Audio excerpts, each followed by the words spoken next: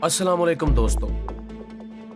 नबी करीम सल्लल्लाहु अलैहि वसल्लम के ऐलान नबूवत के बाद यमन के नसरानियों का एक गिरोह आप सल्लल्लाहु अलैहि वसल्लम से मिलने मदीना मुनव्वरा आया। ये 14 लोगों की जमात थी जिसमें तमाम बड़े बड़े अशराफिया लोग शामिल थे। इस वफद की क़यादत 3 लोग कर रहे थे। एक का नाम था अबुल हारसा बिन अकलमा जो ईसाइयों का पोपे आजम था, दूसरा ओहेब जो कि उनका सरदार था, तीसरा आकिब जो सरदार आजम का नायब था। ये सब निहायत नफीस और कीमती लिबास पहनकर मस्जिद नबवी में दाखिल हुए। फिर अबुल हारसा और दूसरा शख्स नबी करीम सल्लल्लाहु अलैहि वसल्लम की खिदमत में हाजिर हुए।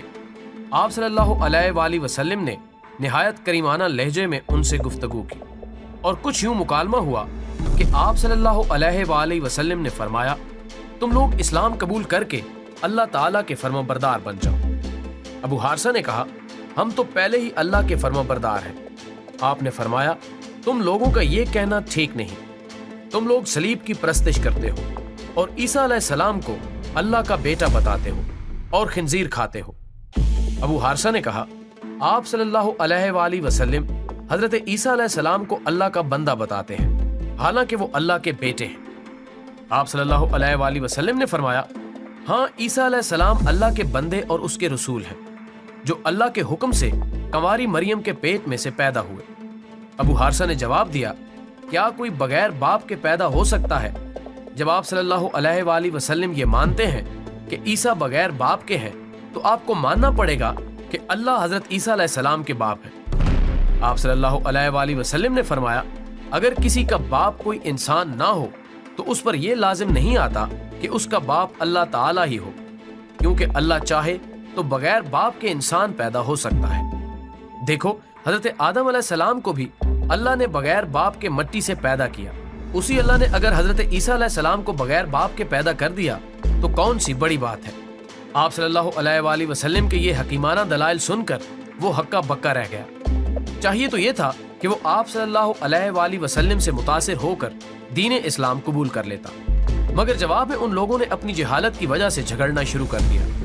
जब बहसो तकरार का ये आलम बढ़ गया तो अल्लाह ताला ने सूरा आले इमरान की ये आयत नाजिल फरमाई, फिर ए महबूब, जब ये हजरत ईसा अलैहिस्सलाम के बारे में तुमसे हुज्जत करें, बाद इसके कि तुम्हें इल्म आ चुका, तो इनसे फरमा दो, आओ बुलाएं अपने बेटे और तुम्हारे बेटे और अपनी औरतें और तुम्हारी औरतें और अपनी जानें और तुम्हारी जानें, फिर मुबायला करें और झूठों पर अल्लाह की लानत डालें।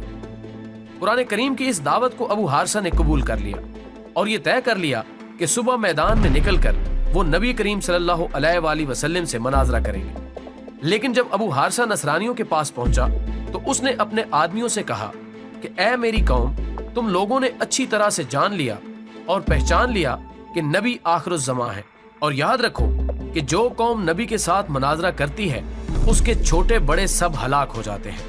इसलिए बेहतर है उनसे सुलह करके अपने वतन वापस चले जाओ और उनसे मनाजरा ना करो। चुनांचे जब सुबह अबू हारसा नबी करीम सल्लल्लाहु अलैहि वसल्लम के सामने आया तो उसने देखा कि आप हजरत हुसैन रजी अल्लाह ताला अन्हो को गोद में उठाए और हजरत हसन रजी अल्लाह ताला अन्हो की उंगली पकड़े हुए हैं।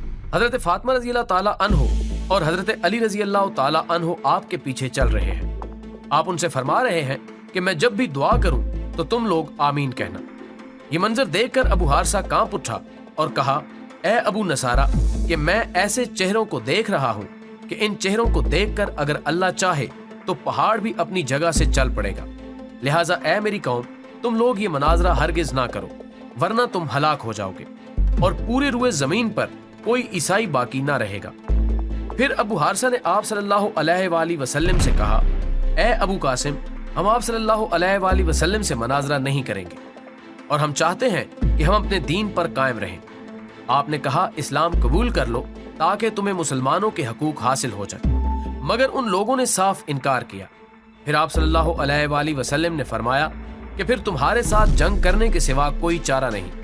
ये सुनकर नसरानियों ने जवाब दिया कि हम अरबों के साथ जंग करने की सलाहियत नहीं रखते, लिहाजा हम इस शर्त पर सुलह करते हैं कि हमसे जंग ना करें और हमें हमारे दीन पर कायम रहने दें। बदले में हम आपको 1000 कपड़ों के जोड़े देंगे। चुनाचे इस शर्त पर आप सल्लल्लाहु अलैहि वसल्लम ने सुलह फरमा ली और अमनो अमान का परवाना लिख दिया। آپ صلی اللہ علیہ وآلہ وسلم نے فرمایا کہ یمن پر پھر بربادی آن پہنچی تھی، لیکن یہ بچ گئے۔ اگر یہ لوگ مناظرہ کر لیتے تو بندر اور خنزیر بن جاتے، ایک ایسی آگ لگ جاتی جس میں چرند پرند سب آگ کا ڈھیر بن جاتے، اور روئے زمین کے تمام عیسائی سال بھر میں فنا ہو جاتے۔ دوستو، اس واقعے سے پتہ چلا کہ اللہ کے رسولوں سے مناظرہ کرنا ہلاکت و بربادی کا باعث ہے۔